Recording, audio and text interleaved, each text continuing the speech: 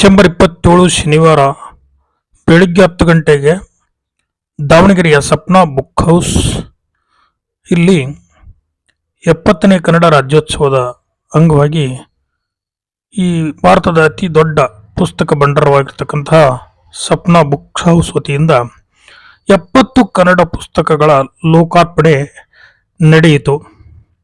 ಈ ಪುಸ್ತಕ ಲೋಕಾರ್ಪಣೆಯನ್ನ ಕನ್ನಡ ಸಾಹಿತ್ಯ ಪರಿಷತ್ತಿನ ಅಧ್ಯಕ್ಷರಾಗಿರ್ತಕ್ಕಂಥ ಶ್ರೀ ಬಿ ವಾಮದೇವಪ್ಪನವರು ಮಾಡಿದರು. ಕಾರ್ಯಕ್ರಮದ ಅಧ್ಯಕ್ಷತೆಯನ್ನು ಶ್ರೀ ಕೆ ಬಿ ಪರಮೇಶ್ವರಪ್ಪನವರು ಮಾಡಿದರು. ಅದೇ ರೀತಿ ನಿರೂಪಣೆಯನ್ನ ಶ್ರೀ ಬ್ರಹ್ಮಪ್ಪ ಮೈಸೂರವರು ಅಚ್ಚುಕಟ್ಟಾಗಿ ನೆರವೇರಿಸಿದರು. ಸ್ವಾಗತವನ್ನು ಲಕ್ಷ್ಮಿ ಸೀತಮ್ಮ ಕುಲಕರ್ಣಿ, ಭಿಕ್ಷಾವತಿ ಮಠ್ ಮೊದಲಾದ ಸಾಹಿತಿಗಳು ಈ ಒಂದು ಕಾರ್ಯಕ್ರಮದಲ್ಲಿ ಭಾಗವಹಿಸಿದರು. ಆರಂಭದಲ್ಲಿ ಪ್ರಾರ್ಥನೆಯನ್ನ ದಿವ್ಯಲಕ್ಷ್ಮಿ ಮಾಡಿದರು. ಹೀಗೆ 70 ಜನ ಒಂದು ಕಡೆ ಸೇರಿಸಿ ಅವರ ಪುಸ್ತಕವನ್ನ ಬಿಡುಗಡೆ ಮಾಡಿರತಕ್ಕಂಥ ಒಂದು ಈ ಕಾರ್ಯಕ್ರಮ ಅರ್ಥಪೂರ್ಣವಾಗಿತ್ತು. ಈ ಕಾರ್ಯಕ್ರಮವನ್ನ ಶಾಖಾ ವ್ಯವಸ್ಥಾಪಕರಾಗಿರ್ತಕ್ಕಂಥ ಹೊಳೆಯಪ್ಪನವರು ತಮ್ಮ ಸಿಬ್ಬಂದಿಯವರೊಂದಿಗೆ ಸೇರಿ ಅಚ್ಚುಕಟ್ಟಾಗಿ ನೆರವೇರಿಸಿದ್ದು ಶ್ಲಾಘನೀಯವಾದುದು. ಮೋಡಗಳನ್ನೆಲ್ಲ ಬದಿಗೆ ಸರಿಸಿ ತನ್ನ ಹೊಂಬಣ್ಣದ ಕಿರಣವ ಬೀರಿ ನಸುಕಿನಲ್ಲೇ ಭುವಿಯ ಕತ್ತಲು ಓಡಿಸುತ್ತಾ ಊರ ಅಂಗಳದಲ್ಲೆಲ್ಲ ತನ್ನ ಬೆಳಕ ಪಸರಿಸುತ್ತಾ ಎದ್ದು ಬಂದಿರುವ ಆದಿತ್ಯ ಬೆಳಗಾಯಿತು ಎಂಬ ಸಂದೇಶದೊಂದಿಗೆ ನಿಮಗೆಲ್ಲ 70ನೇ ಕನ್ನಡ ರಾಜ್ಯೋತ್ಸವದ ಸಂದರ್ಭದಲ್ಲಿ 70 ಕನ್ನಡ ಪುಸ್ತಕ ಲೋಕಾರ್ಪಣೆ ಕಾರ್ಯಕ್ರಮಕ್ಕೆ ಭವ್ಯ ಸ್ವಾಗತವನ್ನು ಕೋರುತ್ತಿದ್ದೇನೆ. ಬಿ ವಾಮದೇವಪ್ಪನವರು, ಕೆ ಬಿ ಶರಣಪ್ಪ, ಬ್ರಹ್ಮಪ್ಪ ಮೈಸೂರು ಹಾಗೂ ವ್ಯವಸ್ಥಾಪಕ ಹೊಳೆಯಪ್ಪನವರು 70 ಕನ್ನಡ ಪುಸ್ತಕಗಳ ಲೋಕಾರ್ಪಣೆ ಕಾರ್ಯಕ್ರಮವನ್ನು ನಮ್ಮ ಆಸಕ್ತಿಯಲ್ಲಿ ಹಮ್ಮಿಕೊಂಡಿದ್ದೇವೆ. ಇಂದು ನಮ್ಮೆಲ್ಲರಿಗೂ ಅತ್ಯಂತ ಸಂತೋಷ ಮತ್ತು ಸಂತಸದ ದಿನ. ಕನ್ನಡ ಸಾಹಿತ್ಯದ ಲೋಕಕ್ಕೆ ಮತ್ತೊಂದು ಮಹತ್ವದ ಕೊಡುಗೆಯಾಗಿ ನಮ್ಮ ಸಪ್ನಾ ಪಬ್ಲಿಕೇಶನ್ ವತಿಯಿಂದ 70 ಹೊಸ ಕನ್ನಡ ಪುಸ್ತಕಗಳ ಬಿಡುಗಡೆ ಕಾರ್ಯಕ್ರಮಕ್ಕೆ ನಾವು ಸಾಕ್ಷಿಯಾಗಿದ್ದೇವೆ. ಕನ್ನಡ ಭಾಷೆ ನಮ್ಮ ಅಸ್ತಿತ್ವ, ನಮ್ಮ ಸಂಸ್ಕೃತಿ ಮತ್ತು ನಮ್ಮ ಗುರುತು. ಇಂತಹ ಸಮೃದ್ಧಿ ಭಾಷೆಯನ್ನು ಮುಂದಿನ ಪೀಳಿಗೆಗೆ ಕಾಪಾಡಿ ಬೆಳೆಸುವಲ್ಲಿ ಸಪ್ನಾ ಸಂಸ್ಥೆಯು ಕಳೆದ 58 ವರ್ಷಗಳಿಂದ ನಿರಂತರವಾಗಿ ಶ್ರಮಿಸುತ್ತಿದೆ. ಸಾಹಿತ್ಯ, ಶಿಕ್ಷಣ, ಸಂಶೋಧನೆ, ಮಕ್ಕಳ ಸಾಹಿತ್ಯ, ಜೀವನ ಚರಿತ್ರೆ ಸೇರಿದಂತೆ ವಿವಿಧ ಕ್ಷೇತ್ರಗಳಲ್ಲಿ ಗುಣಮಟ್ಟದ ಪುಸ್ತಕಗಳನ್ನು ಕನ್ನಡಕ್ಕೆ ನೀಡುವುದರ ನಿಜಕ್ಕೂ ಹೆಮ್ಮೆಯ ಸಂಗತಿ.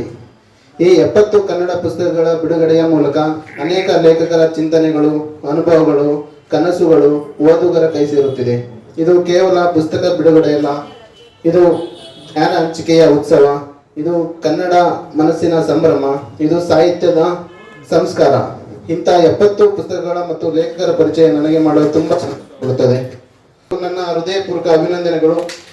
ಇನ್ನು ಈ 70 ಪುಸ್ತಕಗಳ ಮೇಲೆ 20% ರಿಯಾಯಿತಿ ದರದಲ್ಲಿ ಮಾರಾಟ ಮಾಡ್ತಾ ಇದ್ದೀವಿ, ನೀವು ತಗೊಳ್ಬಹುದು. ಅದೆಲ್ಲ ನಮ್ಮೆಲ್ಲರಿಗೂ ಈ ಕಾರ್ಯಕ್ರಮಕ್ಕೆ ಪ್ರೇರಣೆಯಾಗಿ ಕನ್ನಡ ಓದು ಸಂಸ್ಕೃತಿಯನ್ನು ಇನ್ನಷ್ಟು ಬಲಪಡಿಸಿ ಎಂದು ಆಶಿಸುತ್ತಾ ನನ್ನ ಮಾತುಗಳಿಗೆ ವಿರಾಮ ನೀಡುತ್ತೇನೆ. Thank you. ಓದುಗರ ಪರವಾಗಿ ಮತ್ತು ನಮ್ಮ ದಾವಣಗೆರೆ ಜಿಲ್ಲೆಯ ಸಮಸ್ತ ಕನ್ನಡದ ಅಭಿಮಾನಿಗಳ ಪರವಾಗಿ ಮತ್ತು ಜಿಲ್ಲಾ ಕನ್ನಡ ಸಾಹಿತ್ಯ ಪರಿಷತ್ತು ಮತ್ತು ಶರಣ ಸಾಹಿತ್ಯ ಪರಿಷತ್ತು ಮತ್ತು ತಮ್ಮೆಲ್ಲರ ಪರವಾಗಿ ಹೃದಯಪೂರ್ವಕವಾಗಿ ಜೋರಾಗಿ ಚಪ್ಪಾಳೆಯನ್ನು ತಟ್ಟೋದ್ರ ಮೂಲಕ ನಾವು ಪ್ರಪ್ರಥಮವಾಗಿ ಗೌರವಿಸೋಣ. ಇವತ್ತು ನಾನು ಪತ್ರಿಕೆಗಳಲ್ಲಿ ಓದಿದೆ, ಉತ್ತರ ಪ್ರದೇಶದಲ್ಲಿ ಹೊಸ ತರದ ಉತ್ತರ ಪ್ರದೇಶದ ಸರ್ಕಾರ ಮಾಡಿದೆ, ಘನ ಸರ್ಕಾರ ಘೋಷಣೆ ಮಾಡಿದೆ. ಏನ್ ಮಾಡಿದೆ ಅಂದ್ರೆ ಅಲ್ಲಿ ಪ್ರತಿಯೊಂದು ಶಾಲಾ ಕಾಲೇಜುಗಳಲ್ಲಿ ಪ್ರತಿದಿನ 10 ನಿಮಿಷ ಏನು ವೃತ್ತಪತ್ರಿಕೆಗಳನ್ನ ಓದುವಂತ ಕೆಲಸವನ್ನು ಇಲ್ಲಿ, ಯಾಕಂದ್ರೆ ಇವತ್ತು ವೃತ್ತಪತ್ರಿಕೆಗಳನ್ನೆಲ್ಲ ವಾಟ್ಸಪ್ನಲ್ಲೇ ಓದುವಂತ ಕೆಲಸ ಆಗ್ತಾ ಇತ್ತು. ಈಗ ಅವನ್ನ ಓದಿ ಅವುಗಳ ಮೇಲೆ ಸ್ಪರ್ಧೆಯನ್ನು ಏರ್ಪಡಿಸಿ ಇದು ಮುಂದಿನ ಸ್ಪರ್ಧಾ ಲೋಕಕ್ಕೆ ಅಂದ್ರೆ ವಿವಿಧ ಸ್ಪರ್ಧೆಗಳಲ್ಲಿ ಗೆಲುವನ್ನು ಸಾಧಿಸಲಿಕ್ಕೆ ಪೂರಕವಾಗುವಂತ ಕೆಲಸವನ್ನ ಇವತ್ತು ನಮ್ಮ ಭಾರತದಲ್ಲಿ ಅತಿ ದೊಡ್ಡ ರಾಜ್ಯ ಅಂದ್ರೆ ಉತ್ತರ ಪ್ರದೇಶ. ಅಂತ ಪ್ರದೇಶದ ಅಲ್ಲಿನ ಸರ್ಕಾರ ಮಾಡ್ತಾ ಇದೆ ಅಂತೇಳಿ ಇನ್ನು ಉಳಿದ ಎಲ್ಲ ರಾಜ್ಯಗಳಿಗೆ ಇದು ಈ ವಿಚಾರದಲ್ಲಿ ಅದು ಮಾದರಿ ಆಗುತ್ತೆ ಅಂತೇಳಿ ನನ್ನ ಒಳ್ಳೆ ಅಭಿಪ್ರಾಯ. ಇದು ಕರ್ನಾಟಕ ಸರ್ಕಾರನ ಕೂಡಲೇ ಇಂತಹ ಕಾರ್ಯಕ್ರಮವನ್ನ ವೃತ್ತಪತ್ರಿಕೆಗಳನ್ನ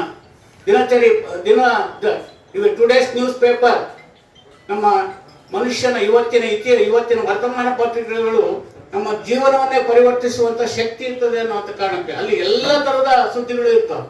ಅವುಗಳೆಲ್ಲವನ್ನು ಗ್ರಹಿಸಿ ಮುಂದೆ ಸ್ಪರ್ಧಾತ್ಮಕ ಲೋಕದ ಪರೀಕ್ಷೆಗಳನ್ನು ಸುಲಭವಾಗಿ ಎದುರಿಸುವಂತ ಕೆಲಸವನ್ನು ಮಾಡಲಿಕ್ಕೆ ಅವುಗಳಿಗೆ ಅನೇಕ ರೀತಿಯ ಪರೀಕ್ಷೆಗಳನ್ನು ಏರ್ಪಡಿಸುವಂತ ಮತ್ತೆ ಶಾಲಾ ಕಾಲೇಜ್ ದಿನಗಳಲ್ಲೇ ವಿದ್ಯಾರ್ಥಿಗಳನ್ನು ತಯಾರು ಮಾಡುವಂತ ಕೆಲಸವನ್ನು ಮಾಡ್ತದೆ.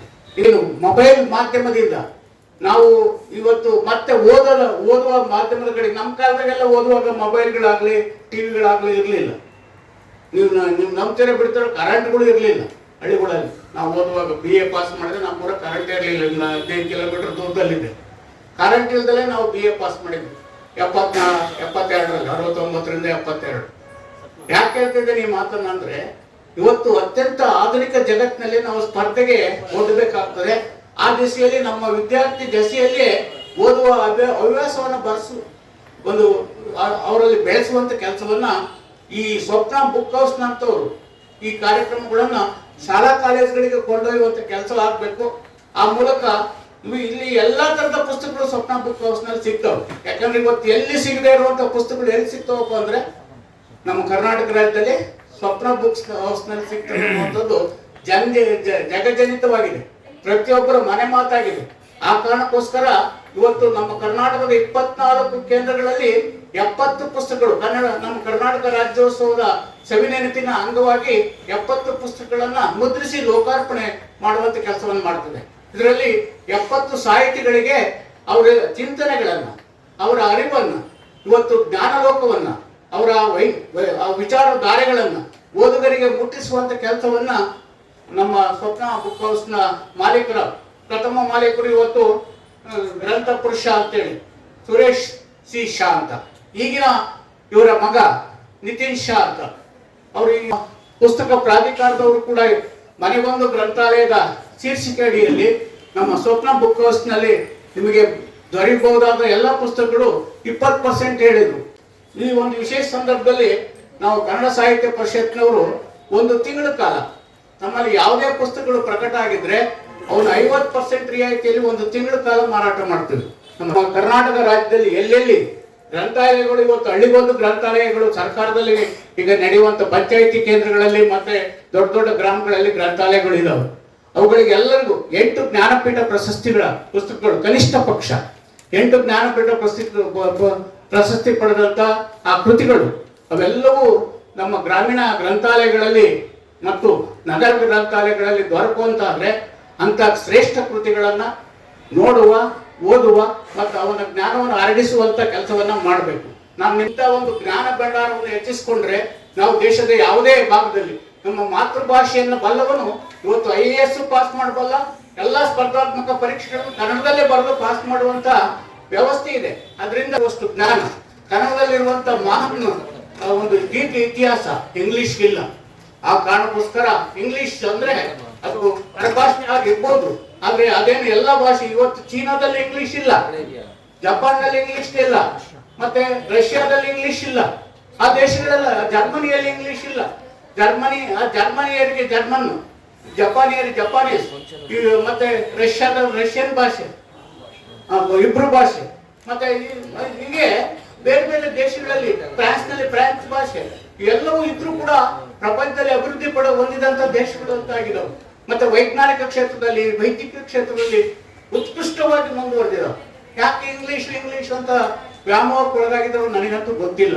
ಖಂಡಿತ ಇವತ್ತು ನಮ್ಮ ಏನು ಉತ್ತರ ಪ್ರದೇಶದಲ್ಲಿ ಜಾರಿಗೊಳಿಸಿದೆಯೋ ಅಂತ ಜ್ಞಾನ ಭಂಡಾರವನ್ನ ಈ ಸ್ವಪ್ನ ಬುಕ್ ಹೌಸ್ ನ ಪುಸ್ತಕಗಳ ಸಮೇತ ಶಾಲಾ ಕಾಲೇಜುಗಳಲ್ಲಿ ಓದುವಂತ ಆದೇಶವನ್ನ ಅತಿ ಶೀಘ್ರದಲ್ಲಿ ಹೊರಡಿಸ್ಲಿ ಅನ್ನುವಂತ ನಾನು ಮಾಧ್ಯಮದ ಮೂಲಕ, ಈ ವೇದಿಕೆ ಮೂಲಕ ಒತ್ತಾಯಿಸ್ತಾ ನಾನು ಪುಸ್ತಕವನ್ನು ಲೋಕಾರ್ಪಣೆ ಮಾಡಲಿಕ್ಕೆ ಅವಕಾಶ ಮಾಡಿಕೊಟ್ಟಿದ್ದಕ್ಕಾಗಿ ಸ್ವಪ್ನ ಬುಕ್ ಹೌಸ್ ನ ಎಲ್ಲ ಆಡಳಿತ ಮಂಡಳಿಗೆ ಮತ್ತೆ ಇಲ್ಲಿನ ಸ್ಥಳೀಯ ಮಂಡಳಿಗೆ ಮತ್ತೆ ಈ ಕಾರ್ಯಕ್ರಮದಲ್ಲಿ ಭಾಗವಹಿಸಿದಂತ ಎಲ್ಲ ನನ್ನ ಗೌರವಾನ್ವಿತ ಹಿರಿಕಿರಿಯ ಸಾಹಿತಿಗಳಿಗೆ, ಲೇಖಕರಿಗೆ, ಮಾಧ್ಯಮದ ಸನ್ಮಿತ್ರರಿಗೆ ಮತ್ತೊಮ್ಮೆ ಅಭಿನಂದನೆಗಳನ್ನ, ಕೃತಜ್ಞತೆಗಳನ್ನ, ಕನ್ನಡತಾಯಿ ಭುವನೇಶ್ವರಿ ಆಶೀರ್ವಾದವನ್ನ ತಮ್ಮೆಲ್ಲರಿಗೆ ಇರಲಿ ಅಂತ ಸಲ್ಲಿಸ್ತಾ ನನ್ನ ಮಾತುಗಳಿಗೆ ವಿರಾಮ ಬಯಸ್ತೇನೆ.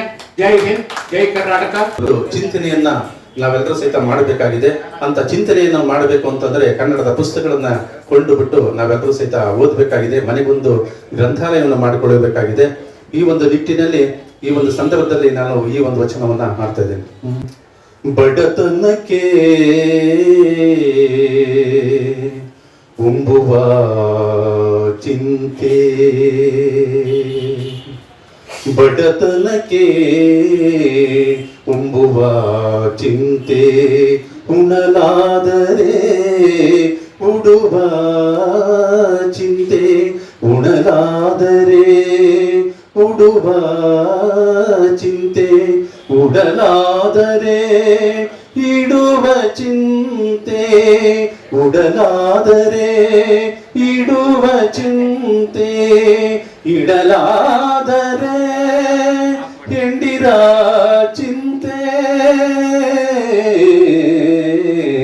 ಬಡತನಕ್ಕೆ ಉಂಬುವ ಚಿಂತೆ ಬಡತನಕ್ಕೆ ಉಂಬುವ ಚಿಂತೆ ಹೆಂಡಿರಾದರೆ ಮಕ್ಕಳ ಚಿಂತೆ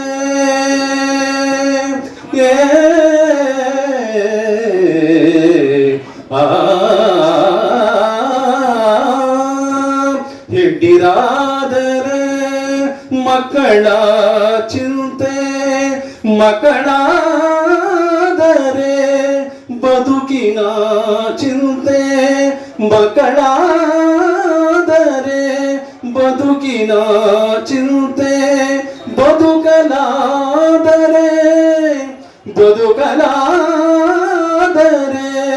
ಕೇಡಿನ ಚಿಂತೆ ಕೇಡಾದರೆ ಮರಣದ ಚಿಂತೆ ಕೇಡಾದರೆ ಮರಣದ ಚಿಂತೆ ಇಂತಿಪ್ಪ ಹಲವು ಚಿಂತೆಯಲ್ಲಿ ಪರನು ಕಂಡೆನು ಶಿವ ಚಿಂತೆಯಲ್ಲಿದ್ದವರ ನೊಬ್ಬರನು ಕಾಣೆನೆಂದಾತ